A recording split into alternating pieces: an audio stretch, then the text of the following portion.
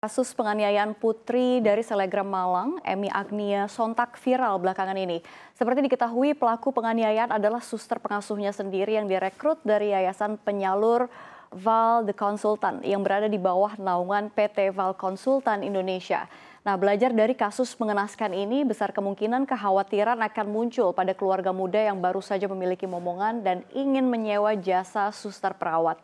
Selain menyewa suster perawat, menempatkan anak di tempat penitipan anak atau daycare juga bisa menjadi opsi bagi orang tua yang sibuk dan tidak memiliki bala bantuan. Namun manakah yang lebih bijak dilakukan dalam arti aman untuk buah hati serta finansial? Selengkapnya kita akan bahas dalam belajar dari Emi Agnia. Lebih aman dan hemat pakai suster atau daycare? Kita akan lihat slide yang pertama.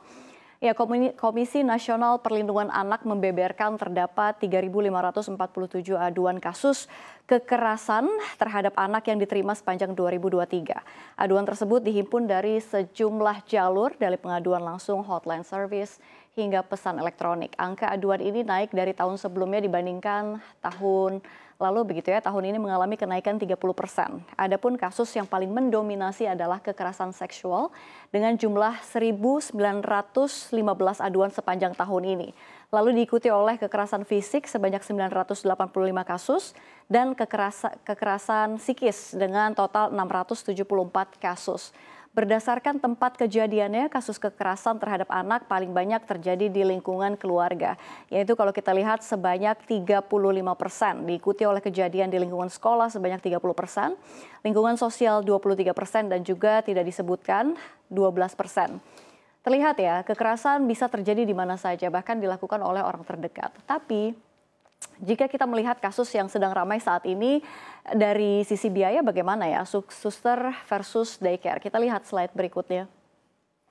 Ya, kalau kita lihat begitu ya, ini di slide berikutnya perbandingan dengan biaya suster versus daycare begitu ya. Kalau kita lihat daycare dari biaya pendaftaran ada dimulai dari 2,5 juta rupiah sampai dengan 5 juta. Lalu ada biaya tahunan yang harus dibayarkan 900.000 sampai dengan 1,7 juta rupiah. Lalu ada pula biaya bulanan 4 juta rupiah. Dan kalau kita lihat, suster ada biaya pendaftaran untuk 2,5 juta rupiah. Ini untuk yayasan ya, dan kita lihat 2,5 juta sampai dengan 4 juta. Lalu ada biaya tahunan 2,5 juta rupiah. Tentu kalau misalkan masing-masing yayasan cara perhitungannya atau bayar untuk pertama kali mengambil suster itu beda-beda begitu ya. Ada yang bisa per 3 bulan atau bahkan memang di awal saja. Tapi kalau dihitung-hitung fasilitas yang diberikan daycare sepintas masih agak mahal ya dibandingkan dengan babysitter. Terlebih makan, tidur, main semua diberikan. Sementara kalau babysitter rasanya masih cukup menjadi pilihan karena memang kalau kita lihat dari sisi penjagaannya juga masih dalam jangkauan kita. Tapi balik lagi ke pribadi masing-masing ya. Tentu ada banyak pertimbangan nih bagi orang tua yang lebih memilih salah satu dari option ini. Tapi sebenarnya masih ada loh plus minus dari pilih suster atau daycare. Apa saja kita geser ke slide berikutnya.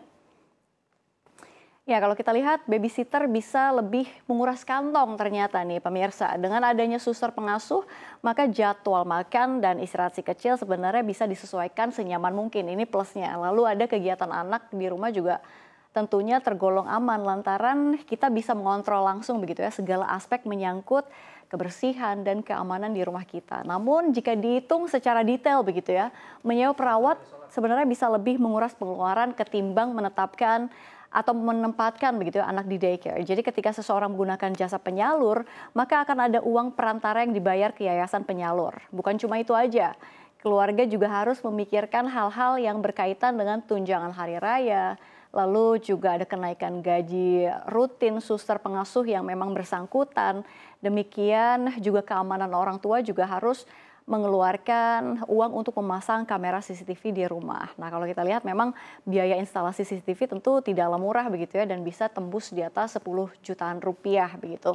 Sementara kalau biaya penitipan anak, ini kalau kita lihat nih di daycare, umumnya adalah biaya pendaftaran dan biaya per bulannya sifatnya tetap begitu ya, dan orang tua nggak perlu lagi berpikir mengenai THR atau kenaikan gaji serta teknis-teknisnya nih CCTV dan lain-lain. Jadi daycare akan memberikan akses CCTV ke orang tua dan umumnya para pekerja di daycare ini merupakan pengasuh-pengasuh yang berpengalaman atau yang profesional begitu ya. Dan si kecil tentu akan memiliki kegiatan belajar dan bermain yang menyenangkan selama di tempat penitipan. Ini positifnya dari daycare. Tapi satu hal yang kerap menjadi momok orang tua ini adalah melihat sang anak jatuh sakit. Jadi meski daycare memiliki aturan mengenai anak yang sakit, namun bukan tidak mungkin nih virus akan menyebar dan anak Anda juga akan tertular penyakit. Bukan cuma itu, kebersihan perabotan, mainan, dan alat makan minum di daycare juga tidak bisa diawasi langsung oleh orang tua. Jika anak sudah sakit, maka mau nggak mau dia harus dipulangkan dan akan ada sejumlah biaya yang harus ditanggung demi pengobatan anak. Terutama jika keluarga tersebut tidak memiliki asuransi kesehatan. Ya, itu tadi pilihannya ya. Jadi mana nih yang lebih baik menurut Anda? Ya, baik menyewa suster atau daycare, sejatinya sama-sama membuat Anda kehilangan kontrol terhadap apa yang terjadi pada anak Anda saat Anda sibuk begitu ya. Setiap pilihan tentu memiliki kelebihan dan kekurangannya. Namun penting untuk melakukan penelusuran terkait reputasi calon suster, pengasuh, maupun tempat penitipan anak yang dituju.